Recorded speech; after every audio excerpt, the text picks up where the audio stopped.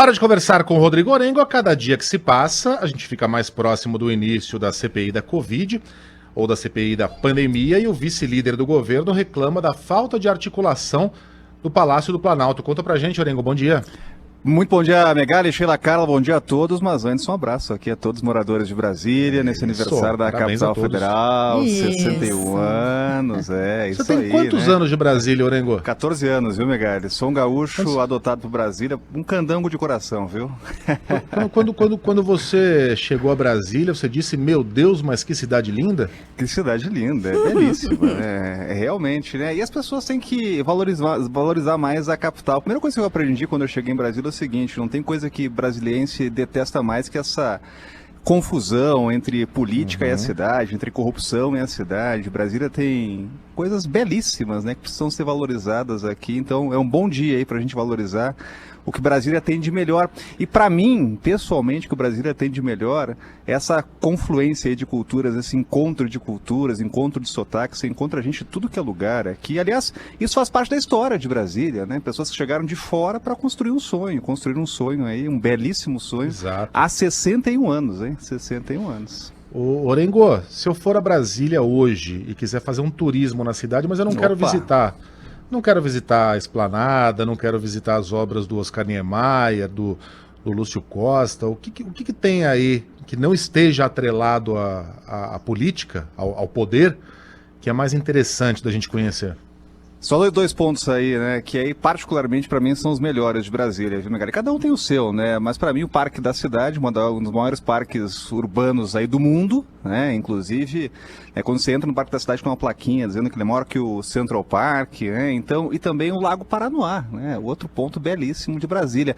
Mas não deixe não de fazer o turismo cívico, né, agora a gente sabe que em meio à pandemia tá mais difícil, né, mas o turismo cívico é muito bacana, porque cada palácio é um museu, né? Então, além, claro, de toda a estrutura burocrática, né, do serviço público, tem ali toda uma história por trás, né, que é muito bonita. Itamaraty, viu? É uma visita muito bacana de fazer. É praticamente um museu com grandes obras aqui de arte e toda uma história bonita por trás, viu? Gente, uma coisa tem que ser bem rápido mesmo. Ricardo Martinelli diz, olha...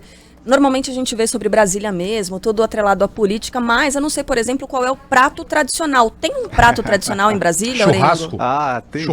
Tem vários, né? Aliás, isso é bacana, né? Porque como tem gente de todas as culturas aqui, tem vários pratos, né? Mas a gente pode citar diversos ingredientes aí. Tem o pequi que vem aqui de Goiás, né? Então é muito apreciado. Tem comida nordestina, né? Comida do sul. Pequi ruído. Pois é, tem que tomar cuidado, aliás, viu, quando for roer um pequi, viu? Vê lá. Bom, parabéns a todos os brasilienses, parabéns a todos os brasilienses por adoção, como o nosso Rodrigo Orengo, mas vamos ao ponto. CPI da Covid, e aí, Orengo? Pois é, sabe que está faltando pouco tempo aí para iniciar a CPI, Megali, ia ser iniciada agora na quinta-feira, teve uma pressão para deixar para a semana que vem, então na terça-feira já tem sessão marcada. Sessão começa com a eleição do presidente e o presidente vai escolher o relator. Aí a gente deve ter a primeira derrota para o governo. O governo não queria Renan Calheiros na relatoria, mas tem um acordo fechado. Conversei com alguns senadores aqui da CPI que dizem o seguinte: olha, não tem como desfazer esse acordo, mesmo com pressão do governo. Então vai ficar realmente Omar Aziz na presidência, vai ser o mais votado. Teremos ali o vice-presidente, que é Randolfo Rodrigues, o líder da oposição, foi quem apresentou o pedido de CPI, e na relatoria Renan Calheiros, que vai ser o escolhido pelo presidente. E é um opositor do governo, hoje é um crítico, já fez diversas críticas de omissão do governo federal em meio ao avanço da pandemia. O governo tentou ainda se movimentar para mudar o relator, mas não vai conseguir levar essa.